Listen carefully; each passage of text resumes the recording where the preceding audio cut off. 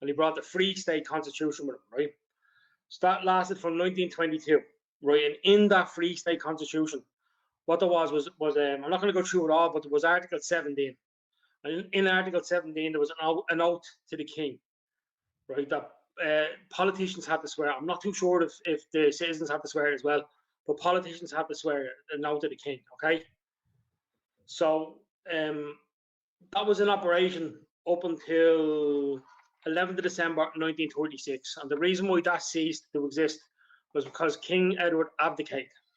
And once he abdicated, he took his constitution with him. He abdicated because he was marrying a divorcee. I can't really remember her name. I never remember her name, but she, some American divorcee he was marrying. And he wasn't allowed to marry a divorcee and the king at the same time. So he left. And when he left, he took his constitution with him. So at that moment, right, that's when De Valera and the people who wrote this constitution, they seized that moment, right? And they wrote this constitution and they wrote it in Clo Gaelic for a reason. Because the Clo Gaelic was matching with the 1919, the original 1919 constitution. And therefore, like, it removed the oath to the king, right? And what they did then was they put in Article 63. And now Article 63, right, for me, it's the most important article, right? Other people will say differently, but for me, it's the most important article. So Article 63 says, a copy of this constitution, signed by the Taoiseach, the Chief Justice, and the Chairman of the All Ireland, shall be enrolled for record in the office of the Registrar of the Supreme Court. And such signed copy shall be conclusive evidence of the provisions of this constitution, right? This constitution, that's an important word, right? In case of conflict between the Irish and the English text, the Irish text shall prevail. Right? You're probably reading yourself there wrong. Right? That's what it says. Now, when you translate the Clo Gaelic back to English compared to the English that's already in the Constitution, there is conflict. There's conflict in every single one of the articles. So therefore, the Irish side should always prevail. And at this moment in time, because we haven't got that, all we have is the English to go off. We can't turn around and say, well, the Irish on this side says whatever, and this is better for us. So why is the government putting this on us? You know, sorry, I can't think of the right words. No, you're fine. No, you're 100% fine. I'm understanding a lot more, and this does take a lot of understanding because there is so much. It goes right back, and people don't realize this. So like there's so many questions, but it's so bad what they've done to us here. There's no words to describe this. Like, it's terrible. This is terrible. Like, why? Like, terrible. This is the real Constitution of Ireland. So we go back to this, right? It's a bit more before I get back into this, right? So basically, right, this was enacted, right, on the 29th of December, 1937. So from that moment onwards, we were a sovereign nation called Eire, right?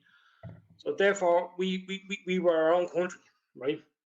And then from the 29th of December, 1937, right up until the 1st of September, 1939, we were a sovereign nation called Eire. But then obviously Germany invaded Poland. That was the day Germany invaded Poland. So what the people, we'll call them, in Dáil Éireann did was they suspended its constitution under Articles 28.3. Now you have it there, so you can read 28.3 with me. Question before you said question. This is a question. Why did they suspend it? It's a good question. I don't know. There's probably smarter people than me that can answer that question. But look, did they use I can give you an opinion. I'll give you an opinion. I'm not going to give you a fact. I think there was a load of West Brits in the Dáil still, and they were paid off. Basically, that's what I think. Other people disagree with me, but that's what I think. Okay. That's I mean, a good sort of suggestion there, because I can't understand why anybody would want to suspend that and see the opportunity. And you said 1939, did you say? 1st of September 1939. So what they done was they suspended it under Article 28.3, right, which is a time of war. Right. Okay, let me have a look at this here. Right, I'm going to go to Article 28. You can read 28.3 out there if you want that. No, you read it out, because I'll end up butchering it. I don't want any mistakes in this live stream. Okay, right, okay. So I'll read 28.3. Right, war shall not be declared, and the state shall not participate in any war save with the assent of Dáil Éireann. Okay. In the case of actual invasion, however, the government may take whatever steps they may consider necessary for the protection of the state, and all Ireland, if not sitting, shall be summoned to me at the earliest possible date. Nothing in this constitution shall be invoked to invalidate any law enacted by the Oireachtas which is expressed to be for the purpose of securing the public safety and the preservation of the state in time of war or armed rebellion, or to nullify any act done or purporting to be done in pursuance of any such law. Right. So basically, what that means, right, in a roundabout way, was if there's war on this island, right, they can suspend the constitution and do whatever they can to stop the war. But what the crafty buggers will say, I'm trying to keep the language good. Mm-hmm. What the crafty buggers done was they suspended this constitution and they used the war, Germany invading Poland. So from that moment onwards, right, we were in what's called emergency powers. And we've been basically in emergency powers since the 1st of September 1939. It did cease for a little while in the 70s, but then the Dublin and Monaghan bombings happened and it went back in again. But basically, we've been in emergency powers since then. And because we've been in emergency powers, that's why they're getting away with this. That's the only reason why they get, because if we weren't in emergency powers, we could hold them accountable, especially with this constitution, especially.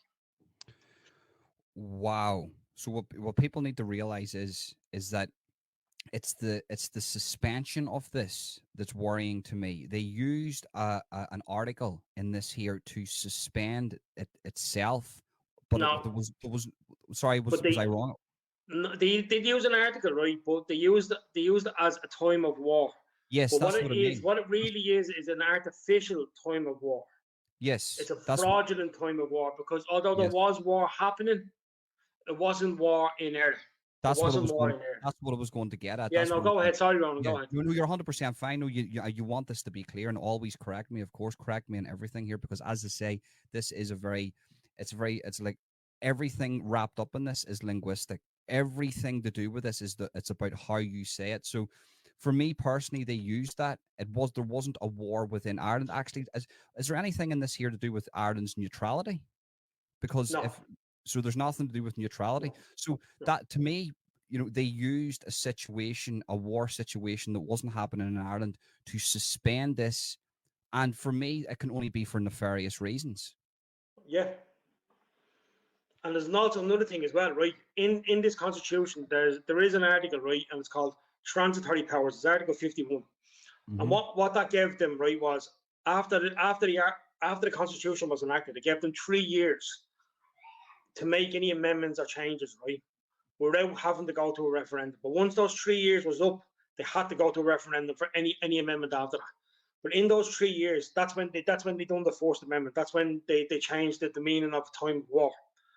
But in this constitution, it states that enforce must be written in Cló Gaelic, which is the first national principal text, and then it must be written in English for it to become a law or an amendment. But it wasn't. Can you explain that to people? Why does it have to be in Cló Gaelic? Explain that. Because Irish is the first national principal language, right? Therefore, like in Article 63, the Irish text shall prevail. Mm-hmm. The Irish is the first national principal language, so any amendment to this constitution had to be done in Irish first and then English second. But the First Amendment was only ever done in English. Therefore, that is a fraud. So there's two points of fraud on the First Amendment: the artificial time of war and the fact that was only done in English and never done in Irish. And what about the Blue Book itself? The Blue Book, is it? I know that's absolutely mad. But the blue, like, I haven't got a Blue Book, so I don't know. I've only ever seen them bits of it here and there. Like, I haven't got one. I don't know. It's as far as I'm concerned, it's just blue roll. So that's, I'm trying to stay on point, but the only thing that comes to my head is the long game plan and why were we sold out? That's the only thing. Why were we sold out? And I know it's just a speculation, it's not a fact, but the fact that this did happen and it's null and void, and they used a situation that's the crown is maritime law. Rule Britannia rules as waves. Like that's the law of the sea, like, and under this constitution they didn't have as much power. Under this constitution they wouldn't have had as much power.